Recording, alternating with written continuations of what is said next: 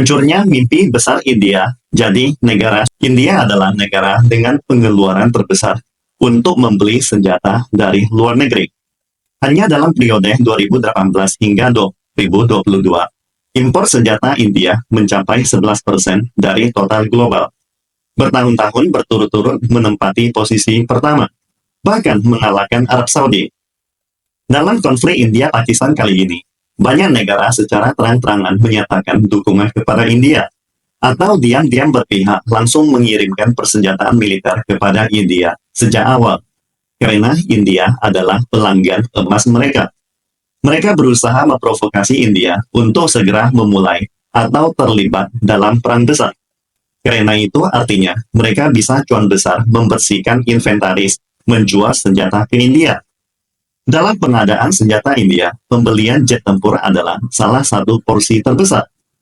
Misalnya, India membeli Su-30 dan MiG-29 dari Rusia, helikopter tempur Apache, dan drone MQ-9 Reaper dari AS, pesawat tempur Rafale dari Prancis, drone besar Heron dari Israel, atau pesawat angkut Globemaster dan pesawat latih Hawk dari Inggris.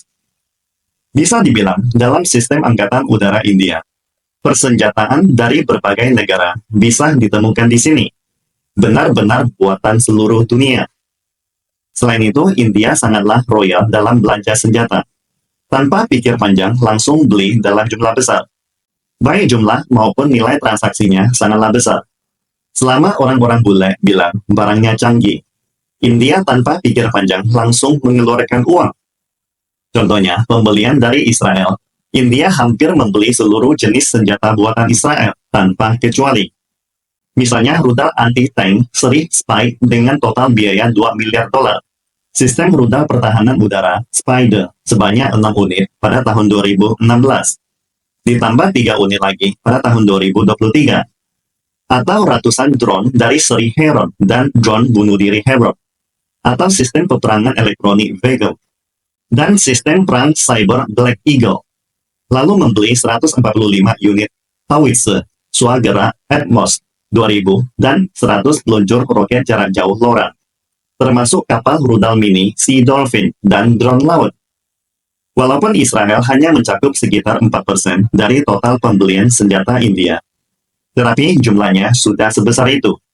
Jadi, ketika India berencana menyerang Pakistan dengan alasan memerangi terorisme, Israel langsung memberikan dukungan besar. Masih ada pelanggan besar lainnya, yaitu Rusia mencakup 42%, AS 28%, dan Prancis 12%. Jadi menurut kamu, apakah negara-negara ini bisa tidak mendukung India? Terutama Rusia. Jika tidak mendukung India, sama saja dengan kehilangan pasar utama. India belanja senjata ke mana-mana kayak kita shopping di mall. Karena satu alasan penting. Industri pertahanan dalam negerinya sangatlah memprihatinkan. Sangatlah buruk sampai level tak bisa diselamatkan. Contohnya, sejak tahun 1983, India memulai pengembangan jet tempur dalam negeri seri Tejas, mengklaim sendiri sebagai jet tempur paling canggih di dunia, tanpa ada saingan. Sayangnya, tampaknya India belum mahir menerbangkan pesawat, apalagi membuatnya. Sudah lebih dari 40 tahun berlalu, pesawat itu masih setengah jadi, menjadi bahan tertawaan dunia. Katanya buatan sendiri, tetapi sebenarnya hanya menggabungkan atau merakit komponen dari seluruh dunia. Awalnya ingin pakai mesin buatan sendiri, tetapi karena gagal diproduksi, akhirnya pakai mesin turbofan F404 buatan General Electric AS, dengan kecepatan maksimal hanya 1.320 km per jam. Sebagai perbandingan, kecepatan J-20 Made in China mencapai 2.900 km per jam. Jangankan mau bertarung dengan panda. Bayangan panda saja India tidak bisa kejar. Panda baru saja hidupkan mesin. India sudah tertinggal jauh. Lebih parah lagi, pada tahun 2017 AS memberlakukan kontrol ekspor mesin. India pun tidak bisa beli dari AS, lalu beralih ke Rusia. Akhirnya jet itu jadi seperti barang rongsokan, campuran, alias gado-gado dari berbagai negara. Setelah tergesa-gesa, Tejas baru resmi mulai beroperasi pada tahun 2009. Dan sejak itu sering kecelakaan. setidaknya telah 13 kali jatuh. Dengan kata lain, kecelakaan pesawat menjadi fenomena khas India. Khususnya pada tahun 2023, Tejas sering jatuh. Tercatat 3 kali kecelakaan fatal. Sampai pilot India sendiri menolak menerbangkan pesawat buatan dalam negeri karena tingkat kematiannya jauh lebih tinggi dari perang sesungguhnya. Angkatan Udara India bahkan secara terbuka mengkritik pesawat ini, menyebut tingkat kecelakaannya beberapa kali lebih tinggi dari MiG-29 Rusia. Setelah diselidiki, ternyata biaya produksi dalam negeri malah jauh lebih mahal dibanding beli dari luar. Biaya perawatan tahunan Tejas mencapai 5 juta dolar per unit, 2 kali lipat MiG-29, dan sangat bergantung pada teknisi barat. Jika rusak, teknisi India tidak bisa memperbaiki, harus memanggil teknisi dari luar negeri. Karena itu, sejak 2023, India hampir sepenuhnya menyerah memproduksi sendiri, dan kembali fokus belanja ke luar negeri. Lebih mudah dan bisa makan komisi besar. Kalau perang sungguhan terjadi, musuh tak perlu menembakkan rudal. Pesawat India sudah jatuh sendiri. Saat ini, jet tempur utama India dipasok oleh Rusia dan Prancis. 272 unit Su-30, 54 unit MiG-21, dan 36 unit Rafale yang dikirim pada tahun 2022. Jet Rafale adalah salah satu kontrak terbesar India. Disebut sebagai senjata utama negara, dengan harga 8,8 miliar dolar untuk 36 unit. Dan kini India ingin beli tambahan lagi. Harga per unitnya sangat mencengangkan, 244 juta dolar. Bisa membeli 5 jet tempur J-10C yang jauh lebih canggih. Begitu info ini muncul, Parlemen India langsung memprotes. Karena Angkatan Udara Prancis sendiri membeli Rafale hanya 70 juta dolar. India harus membayar lebih dari 3 kali lipat. Harga ini jauh lebih mahal dibanding F-16 yang hanya 80 juta dolar. Su-35 Rusia 85 juta dolar. Bahkan F-35 pun hanya sekitar 100 juta dolar. Parlemen menyebut Rafale adalah jet tempur generasi keempat termahal di dunia. India benar-benar menjadi korban harga buta. Rafale memang salah satu jet tempur ekspor terbaik di dunia di abad lalu. Dan sangat mahal, tapi tidak pernah ada negara yang beli semahal India. Yunani membayar 150 juta, Qatar 190 juta, hanya India yang melebihi 244 juta dolar. Menurut investigasi Mediapulse, Dassault Aviation, produsen Rafale, diduga menyuap pejabat tinggi India lewat perusahaan perantara lokal bernama Devsys Solutions. Uang suapan yang mengalir bukan jumlah kecil, diduga mencapai puluhan juta dolar. Ditransfer secara diam-diam demi melicinkan jalan kontrak pembelian jet tempur tersebut secara besar-besaran. Parlemen India langsung geger. Oposisi menyerukan penyelidikan menyeluruh, menuding pemerintah Modi menutup-nutupi transaksi kotor ini. Rafale bukan lagi simbol kekuatan udara, tetapi lebih menjadi simbol korupsi dan pemborosan uang pembayar pajak warga India. Ironisnya, setelah korupsi itu digelontorkan, hampir 10 jet Rafale telah dirontokkan di langit Kashmir oleh J-10C Made in China, pesawat tempur yang harganya hanya 1/5 dari Rafale. Jadi India tidak hanya kalah di medan perang, tapi juga dipermalukan secara ekonomi dan moral. Partai oposisi India mulai selidiki tim pembelian Rafale, mau bongkar seberapa dalam korupsi dan uang rakyat yang dikorupsi mereka.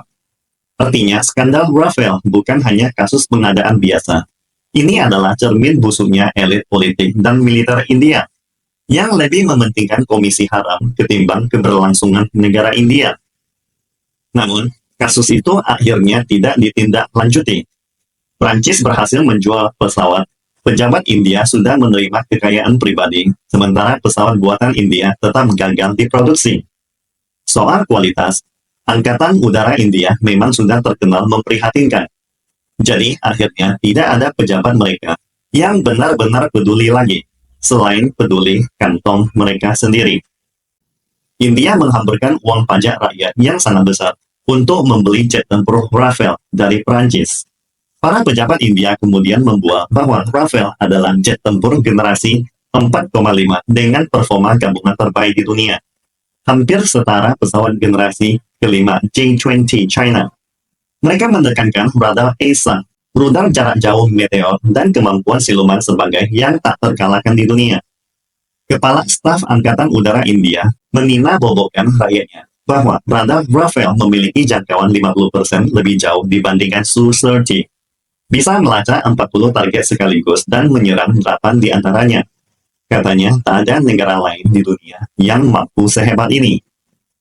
India segera menempatkan Rafale di pangkalan udara Ambala, dekat perbatasan China, dan mengklaim bahwa Rafale mampu sepenuhnya menaklukkan semua kekuatan udara China. Seperti biasanya, media India pun ramai-ramai memberitakan efek gentar Rafale di perbatasan China. Seolah Angkatan Udara India ini bisa terbang dengan dada diusungkan, seperti dalam film Bollywood. Pemerintah Modi menjadikan pembelian Rafale sebagai pencapaian besar dalam memperkuat keamanan nasional dan menjadikannya alat kampanye pemilu. Namun sayangnya, kenyataan sangatlah pahit. Begitu konflik India-Pakistan memanas, kemampuan sesungguhnya India langsung terbongkar. Dalam dogfight udara, India kalah telak 0-6 dari Pakistan beberapa hari yang lalu. 3 dari pesawat yang dirontokkan adalah Rafale. Bahkan pilot Rafale sendiri belum sempat menyadari dari mana serangan rudal berasal. Awalnya India tidak mau mengakui hal ini, tetapi puing-puing jet Rafale berserakan di mana-mana. Rekaman video malam hari pun tersebar luas di TikTok. Mau tidak mau mereka harus mengakuinya. Jet utama Pakistan hanya terdiri dari JF-17 dan J-10C Made in China dan F-16 buatan AS. F-16 telah sengaja dikunci secara politis oleh AS, jadi tidak bisa digunakan. Berdasarkan video dan puing-puing di lokasi kejadian, seluruh media dunia sepakat bahwa Rafale India ditembak jatuh oleh jet tempur J-10C Made in China. Padahal di China, J-10C hampir tidak menjadi sorotan, karena hanya generasi keempat, tidak bisa mewakili kekuatan industri militer canggih China. Saat ini, semua mata dunia tertuju pada J-20 generasi ke-5, bahkan pesawat generasi ke-6 yang sudah diuji coba tahun lalu. Dalam 3 pendekar Angkatan Udara China saat ini, J-20 paling menonjol dalam kemampuan siluman dan penetrasi pertahanan udara musuh. J-16 unggul dalam kemampuan serbabisa, serangan jarak jauh, anti kapal, dan peperangan elektronik. Sedangkan J-10 berperan sebagai pesawat lincah untuk reaksi cepat dan dukungan garis depan. Tentu saja tak ada negara adidaya yang bersedia mengekspor jet tempur tercanggihnya. Jadi China tidak akan menjual jet tempur generasi kelima J-20. Hanya J-10 yang diekspor hari ini. Harga ekspor J-10 hanya sekitar 50 juta dolar. Jauh lebih murah dibandingkan Rafale milik India yang seharga 244 juta dolar per unit. Tampaknya Prancis jual merek, China jual kekuatan sebenarnya. Rafale kalah, J-10 berjaya. Makanya India tidak berani membandingkan Rafale dengan J-10, maunya dengan jet tempur tercanggih China J-20. Sayangnya baru turun ke medan perang saja, langsung dirontokkan oleh J-10. Lalu apa keunggulan J-10 dibanding Rafale? Pertama, radar dan rudal J-10 lebih unggul. Jarak deteksi radar 20 km lebih jauh, dan rudal memiliki jangkauan 50 km lebih jauh. Artinya J-10 bisa melihat dan menyerang Rafale sebelum Rafale bisa melihatnya. Dalam simulasi tempur, J-10C bisa menembakkan 2 hingga 3 rudal sebelum Rafale sempat masuk jarak tembak. Kedua, kelincahan manuver J-10 lebih tinggi. J-10 menggunakan konfigurasi Renault dan sayap delta besar dengan kecepatan belok instan 30 derajat per detik, lebih unggul dari Rafale yang hanya memiliki 25 derajat per detik. J-10C dilengkapi helm pintar tercanggih PLA dan rudal 15E dengan sudut lepas tembak di atas 90 derajat, jauh lebih fleksibel daripada rudal Mika Rafale yang hanya 60 derajat. Secara keseluruhan Rafale kalah telak. Tak bisa menembak dari jauh, tak bisa bermanuver di dekat, dan masih ada banyak titik buta. Apalagi India adalah negara panas, Dan dari segi performa di dataran tinggi dan cuaca panas, J10C juga jauh lebih unggul. Tahukah kamu jika di ketinggian 5.000 meter, daya dorong mesin J10C hanya turun 8%. Sementara Rafael bisa turun hingga 20%. J10C biasa ditempatkan di pangkalan dengan ketinggian 3.800 meter, sedangkan Rafael hanya bisa beroperasi efektif di Ambala, yang tingginya hanya 200 meter. Belum lagi soal harga, beli satu Rafael, Anda bisa beli 5 J10C yang lebih unggul.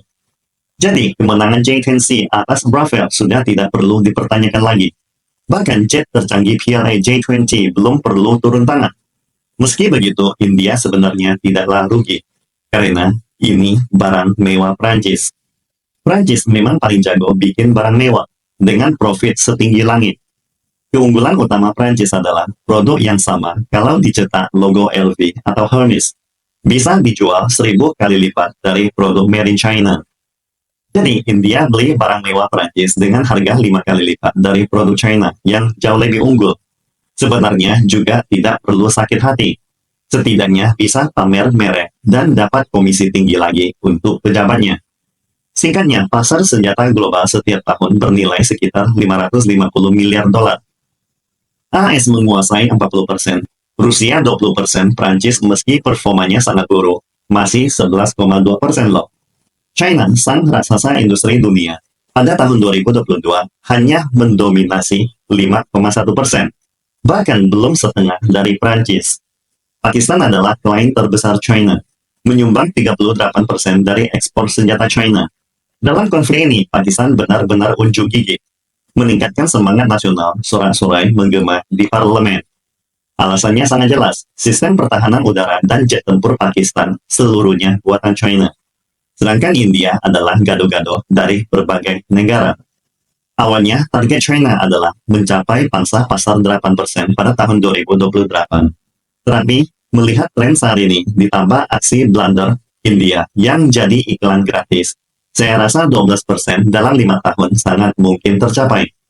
Intinya China tidak pandai menjual atau membuat seperti Prancis atau negara barat lainnya. Hanya fokus membuat produk berkualitas tinggi dengan harga terjangkau. Kalau China punya kemampuan marketing setengah saja seperti Prancis, J10 mungkin sudah laris manis di seluruh dunia. Jadi kalau perang adalah ujian sesungguhnya, India sudah gagal besar.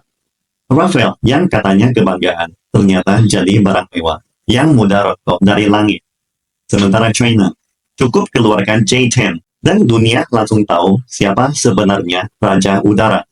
Inilah beda antara branding dan kekuatan nyata.